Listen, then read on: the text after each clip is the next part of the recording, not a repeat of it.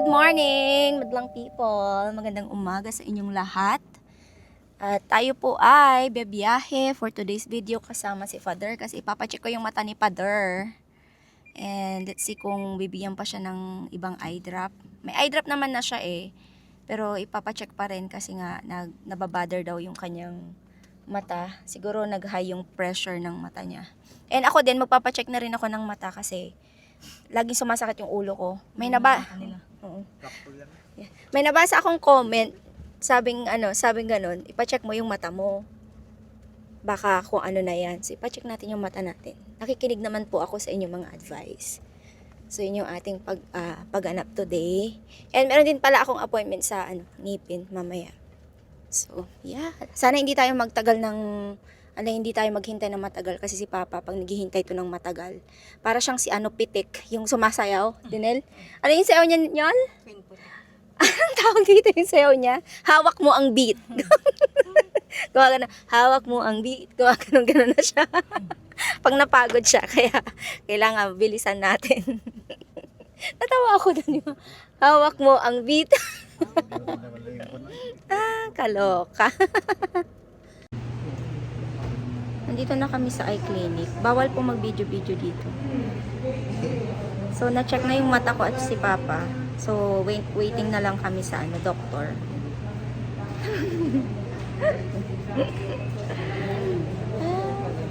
Maganon. Magkwento na lang ako sa inyo mamaya about kay yung sa schedule ni Papa. Kwento ko na lang mamaya kasi baka mahuli ako na video-video. Hindi na ako nakapag-update sa inyo mga kalalabs. Anong oras na? Anyway, natagalan kasi kami sa sa eye clinic. Tapos after ng eye clinic, nagpalinis ako ng ngipin ko. Hindi na rin ako nag-vlog. Bigla kasi akong na sumakit yung ulo ko doon sa natin. Kaya nga lang. Ha? Sumakit yung ulo ko talaga. Ewan ko niyan. Oo. Kasi nga baka nausog ako. Nausog. Siksik niya talaga. Nausog. Ang dami namang sumisiksik talaga dito. Basta tricycle. Na ako yung Hati na kami tama, may hati din kami. nausog me. So yun nga mga kalalab. So napa-check up na natin yung mata ni Papa. Nagpa-check up din ako ng mata. Wala din akong problema sa mata. Okay daw yung yung mata ko. Kay Papa, yung yung mata niya, na talaga, nabulag na talaga yung isa. Naapektuhan yung isa kasi may glaucoma si Papa. May mga nabasa akong comment na ipa-opera, ganun. Hindi na po pwede, hindi na po advice ng doktor. Ang ang binigay na lang is mga eye drop. So, meron silang additional na eye drop. Binilan ko siya ng eye drop. Dalawa actually. Meron siyang maintenance and then ngayon, meron silang dinagdag na 2 eye drop para kahit papano hindi masyadong madamay yung yung isa pa niyang mata. Kasi yung left eye niya, hindi na talaga siya nakakakita. So, yung right eye na lang. So, sabi ko sana kahit papano is makatulong yung mga eye drop. And meron siyang mga follow-up check-up. So, meron akong i-share sa inyo. So, kasi dito sa sa eye clinic, sabi nila, follow-up check-up. Ngayon, yung doctor, isang beses sa isang buwan lang siya pumupunta dyan sa eye clinic. Ngayon, sabi sa amin, tatawagan namin kayo, i-update namin kayo, kung andi dito na ang doctor, ganyan-ganyan. Kasi yun talaga yung doctor ni Papa sa mata. And, yun nga. So, wala naman tayong magawa. Siyempre, yun na yung mata ni Papa. Yun yung sabi ng doctor. Hindi siya pwedeng operahan. Kahit laser nga, hindi pwede. Hindi rin kinaya ni Papa before. So, alagaan na lang yung isang mata. Meron siyang follow-up check-up August 13 yata yun. Next month. So, August 13, anuhan nyo din nila. Kahit tawagan nyo sila August 12 and then update nyo sila, meron pong kaming follow-up check-up kay Papa, ganyan, sa August 13. Para tuloy-tuloy yung check-up ng mata niya, kahit paano maalagaan yung mata na isa. So, yun lang naman yung Kaya kayo, yung mga mata nyo, pag na unyol, ikaw meron ka din, di ba? Iridium lang naman. Oo, kahit na daw kasi meron tayong history. Nasa ano namin, bloodline namin yung katarata, glaucoma, heart disease, high blood, rayuma, diabetes, lahat na po. Mami, Andi, nalbalak mo ba? ikaw lang naman yun, Yul. Ikaw lang may balakubak. So, yun, kidding aside, yun po, kailangan talaga na ano, bantayan yung mga ano namin, health. Kasi ando doon na po tayo sa talagang binigay na sa atin yun eh. Yung dugo, yung dumadaloy sa aming blood. So, pag ano, hindi mo inalagaan, doon din talaga bagsak mo.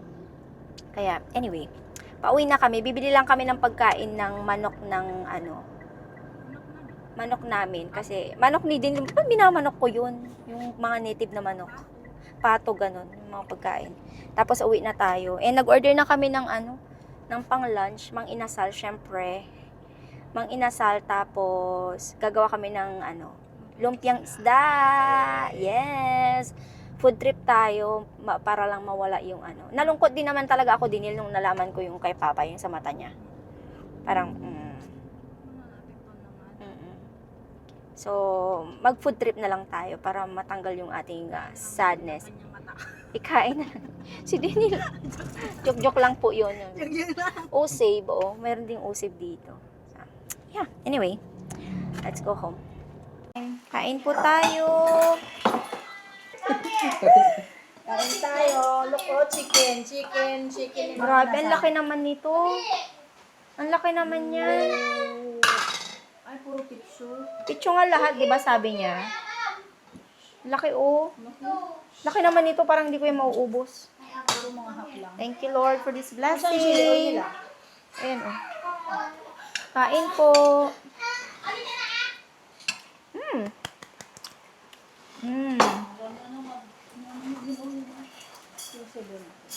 Yummy.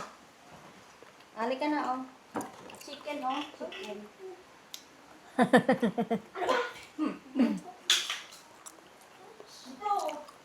Ano ba, kain? Pa, Kaya ka na? Busog ka siya, chicken. busog ka?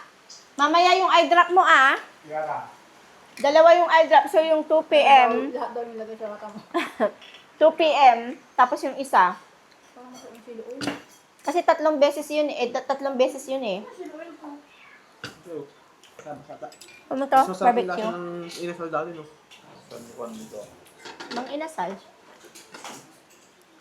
No. Sarap ng inasal dati kinain. Hindi ko alam. Malay ko yun. Jacob, do you want some? Jacob, do you want some? Do you want chicken? Ikaw pakyut ka ng pakyut 4:30 na mga kalalabs at kami po ay magbabalot ng ating lumpiang isda. So ito yung paborito kong kinakain pag umuwi din ako, lumpiang isda. Na-share na ba natin yung ingredients nito, Nel? Parang na-share na natin sa kanila yung nito, recipe. Carrots lang naman, isda at saka salt, black pepper. Yun lang naman yung ingredients nito at saka itlog. Masarap to eh. Sarap papakin. Kaya sabi ko, ay, may mga isdang ganyan. Kailangan pagawa ako kay Edenel ng lumpiang isda. Kanina pa umuulan at malamig po ang simoy ng hangin. So, kung nakaraan is siya, pangalan nito mainit nung dumating ako dito. Pero ngayon, medyo lumalamig ang panahon. Yan. Ay, excited na ako matikman uli ito. Habang pala ako, nagbabalot, meron tayong pati. Ito yung paragis. Anong tawag doon? Chef paragis ba? Talang pakita ko sa inyo. May nag-order sa akin ito eh. Ito siya. Yung kay Alex Gonzaga. Ito. Ayan. So, ito yung may moringa and goyabano.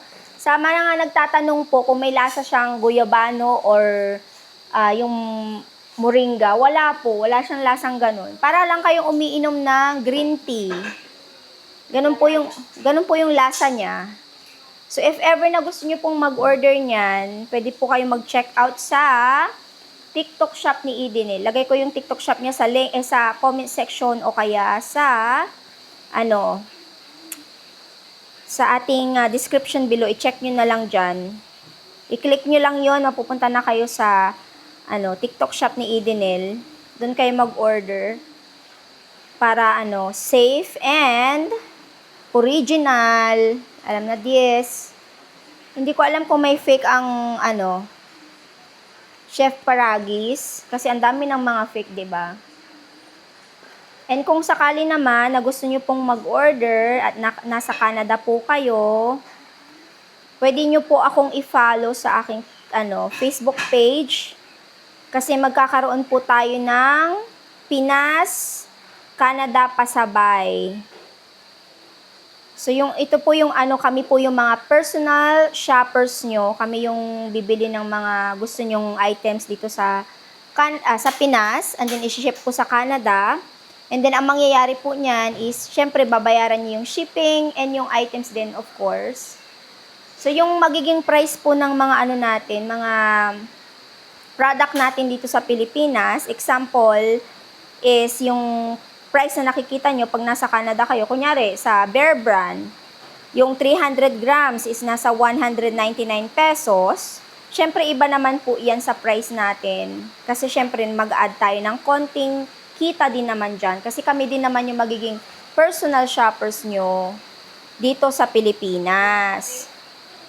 So, yun po. If ever na plan nyo pong magpabili ng mga snack, mga product na dito lang mabibili sa Pilipinas, i-follow nyo lang po ako sa Facebook page ko at doon po tayo magpo-post ng mga hindi ko alam kung anong items yung mga gusto nyo, mag-request na lang po kayo kasi as what I said, personal shoppers nyo po kami dito sa Pilipinas. So, mag-ano na lang din ako if ever na gusto nyo malaman yung shipping fee, mga ganyan.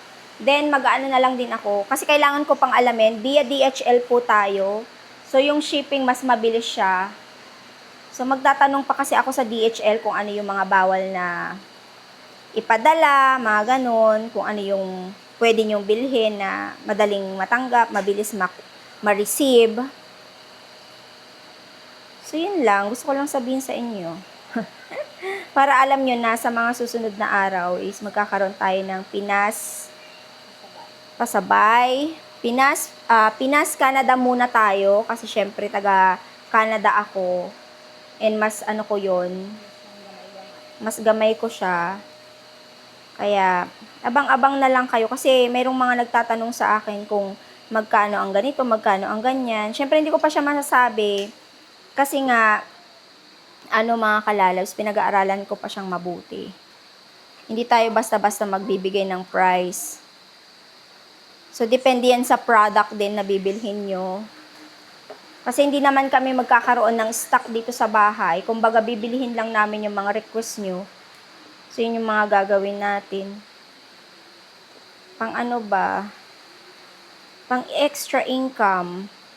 Ganda din pong rapper Oo, maganda yung wrapper na nabili Kasi natin. ginagawa ito pag umaga. Yung live, laging ginagawa nila. Ay, talaga? Pag dumadala ko doon pag galing ako, pag magpapasok ako sa trabaho, may maagang naggagawa ng ganito. Ay, talaga? Oo, Maganda oo, sanang mas- makita yun. Maganda siya eh. Nakaharap siya sa Talaga? Oo nga. Nakakatuwa Kahit naman. tataka ako, walang rapper doon sa doon na kasi parang siguro meron Sila na yung parang ganon. Kaya alam supplier. alam ko kung yung building na yun, alam ko kung mayroong gumagawa. Kasi gumagawa nga yung lalaki dun pag i-dream ng pangtenda nila. Ay, grabe. Doon sa palengke, mga kalabs sa may Nepo, kung taga Alaminos kayo, dami nagbibenta ng mga labong. Sabi ko kay Dinil, ay gusto ko yung labong na din, atsara. Kasi masarap ang labong Siyempre, eh. tag-ulan nga Tag-ulan. Napakita ko ba sa inyo yung gamot ni Papa sa mata? Parang hindi, no? Pinatakan na namin siya ng ng eye drop. Kasi yung isang gamot ni Papa ay 2 gamot niya. Tatlo, actually, tatlong eye drop yun, no, Nel? Tatlo Oo, na, tatlo. Dati Kasi, isa lang. dati isa lang yung maintenance niya, pero ngayon 3 na. Yung, ano niya, eye drop niya.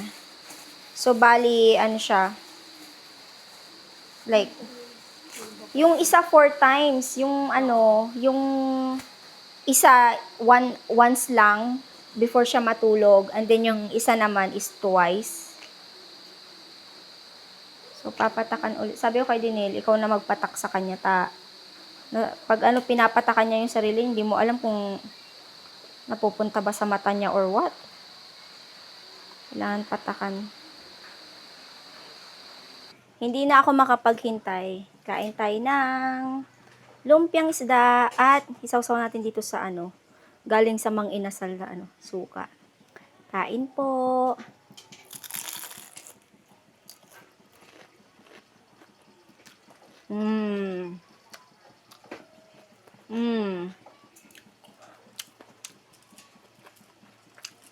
Sarap. Gusto niyo po?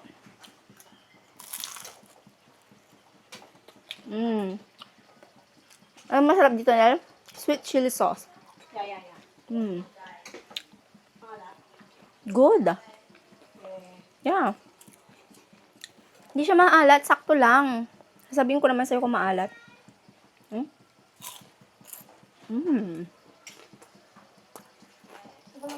Ito parang nalilos.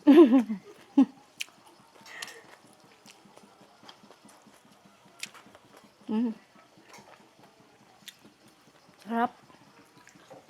Ba't tumutunog yung ano mo ng ano? Ano ba yan? Wala na tayong ginawa dito sa ano talaga, Pilipinas, kundi kumain. Sabi ko kay Dinle, sinisisi ko na siya eh. Sabi ko, dumating ako dito, yung timbang ko 100. Kung anong to kanina. Yung timbang ko 114 pounds. Pagbalik ko sa Canada, 120 na, sabi ko sa kanya. Hindi naman ako masyadong kumakain. Ano siya, yung tikim-tikim. Pero syempre, pag napasarap, wala na. Kain pa more. Sausaw din natin to sa ketchup.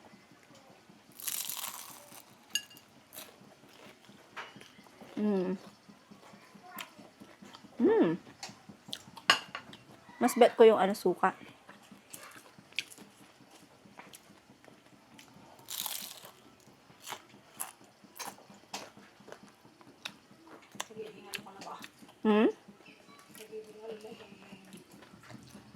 Busog na ako. 2 pa lang kinain ko, busog na ako. Actually, kanina kumain ako ng egg pie, kaya busog na ako.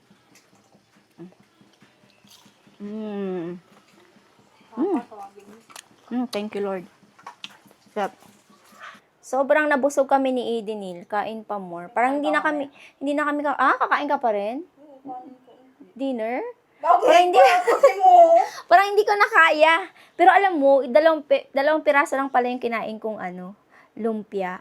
Pero dahil meron pa akong kinain before that, yung egg pie, nabusog ako. Tapos tinikman ko to, may nagpasabay nito, mga kalalabs, yung called cheese. Masarap siya. Masarap siya. Sabi ko, pati bili nga rin ako. Titikman ko, masarap siya. And then, meron din ito, kaya pala gustong-gusto ni Papa to din. Ito, may nagpasabay din ito. Masarap din siya. Then, yung parang hindi siya yung airy, yung hindi siya yung parang ano ba, na, ano, mamon. Basta yung texture niya masarap. Ano siya, makapal na fluffy. Pero hindi siya yung parang bulak, alam mo yon. Kasi merong mga, mamon na ganun eh, yung parang bulak siya. Yung lasa niya. Pero ito, maganda siya. Ayan. So, iniimpake ko lang yung mga pasabay. And, marami pa actually nagpapasabay kaso nga lang tinanggihan ko na kasi as what I said, 23 kilos lang yung available ng luggage ko. And alam nyo ba kanina, may dumating na items. Nakapangalan kay Edenil. And, actually, mistake ko to, no? Kasi, dapat hindi ako nag-oo doon sa nagpasabay sa akin na siya yung bibili ng items, tapos isi-ship dito sa bahay, and then magcha-charge na lang ako ng ano. Sana hindi ako mistake ko yun kasi hindi ko naisip. Kasi alam niyo naman, di ba, kailangan natin mag-ingat. And alam ko naman na walang nakalagay doon sa sweater at saka sa sapatos na kung ano-ano man dyan. Kasi bubuksan ko pa rin siya. It's just that next time nagkamali ako, hindi ko dapat tinanggap yun. Yung nag-asa akin na ako na lang po bibili ng items tapos kayo na lang po magdala dito sa Canada. So, first time and last time ko yun.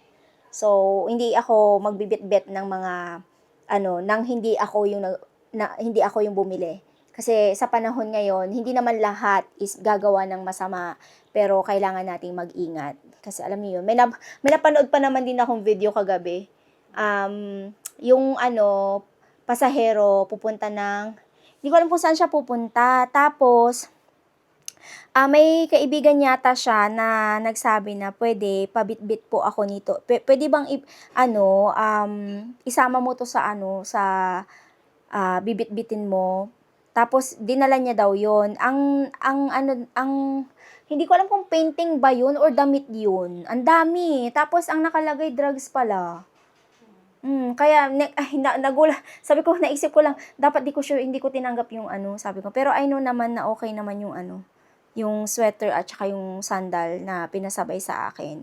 Inopen ko siya kasi kailangan ko naman talaga siya i-open. Hindi siya pwedeng hindi i-open. Tinanggal ko siya sa plastic, tinanggal ko siya sa lahat. Kasi hindi siya pwedeng Kaya, yeah. And akala namin kung saan galing yun. Akala na idinil sa kanya, may nagpadala sa kanya nun kasi hindi namin talaga ma-figure out. Tapos nung nakatayo ako, nagpiprito si Dinil, alam ko na kung saan galing yung yung sweater at saka yung sapatos. Nakalimutan ko, meron palang nakiusap sa akin, sabi kong gano'n na gustong magpasabay nung items na yun. Nakalimutan ko, nawala talaga sa isip ko talaga yun. Buti naalala ko siya. Oh my gosh. Imagine, di ko siya naalala, tapos akala namin libre. Libre na yun eh. Free na daw, sabi ni Denil yun pala. Hindi. Fake news. Na-fake news kami. Alam nyo, parang mag-end up yata na bibili ako ng box. Sa box ko ilalagay itong mga to. Iniisip ko siya. Okay, so, I think, okay na to. Ilalagay ko na lang dito yung mga iba. Mga pagkain. Si Nicole, nagpabili nito. Ang lalaki pala nito. Siyempre, gusto niyo yan, bilhin natin yan, 'di ba? Kasi alam niyo naman si Nicole.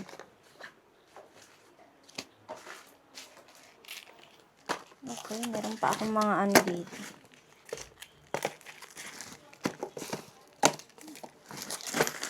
Okay.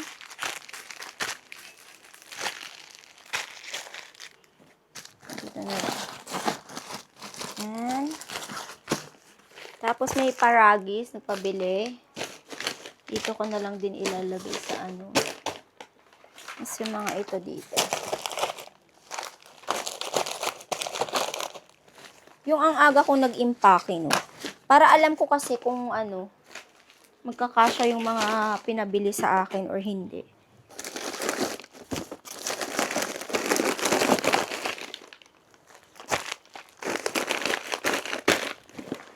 Okay, I think that's good. Dinil, iwan ko yan. Hindi pa naman ako dadat ng Hindi, marami pa dito. Yes. Ayan. Wala na ba? Ay, yan. Tama na. Okay na yan, wala na. Ayan po. Ito, wag yan. Ay, sakit ng Ito, iwan ko na yan at hindi ko kailangan. Meron ka palang dito, black pepper. Oo, akin yan. Black pepper. Yes! Ay, nako. Hindi ko alam kung ano ba itong mga binitbit ko. Ito, magaan to. 7 kilos yung available ko dito eh. Pero, check ko muna. Meron pa actual darating bukas na last items. Yung mga ano naman na yun, mga ka-slip tint, mga ganyan. Yung last. So, hindi dito na yung mga mabibigat. Ay, tingnan nyo naman to lahat to. Pasabay. Meron tayong Lux na coffee, may granola, mamon, mga sabon, pampaganda, merong tableya, may eyelashes ni Nicole. Ayan, lahat yan pampaganda. Ayan, sasara ko na siya. Good morning mga kalalabs. Hindi ko na po na-end yung vlog ko kagabi. Sa pagfo-focus ko na ayusin yung mga dadalhin ko pabalik ng Canada. Napagod ako, tapos nakalimutan ko na mag-end ng vlog. But anyway, yun na po yung ganap natin sa vlog na ito. Pa-check up kay Papa, nagluto, kumain lang. Kaya syempre kinain natin yung, yung konting lungkot ba dahil nga sa mata ni Papa. Pero I think everything's gonna be okay kasi nga meron na siyang additional eye drop. So, yeah. And sana hindi na madamay yung isa pa niyang mata. So, yun na po yung vlog. Thank you all for watching. Please don't forget to like and subscribe if you haven't yet. I-ring niyo po yung bell icon para ma-notify po kayo sa tuwing mag-upload tayo ng panibagong video. See you on our next vlog mga kalalabs. God bless us all. Stay safe and always be kind. Bye-bye!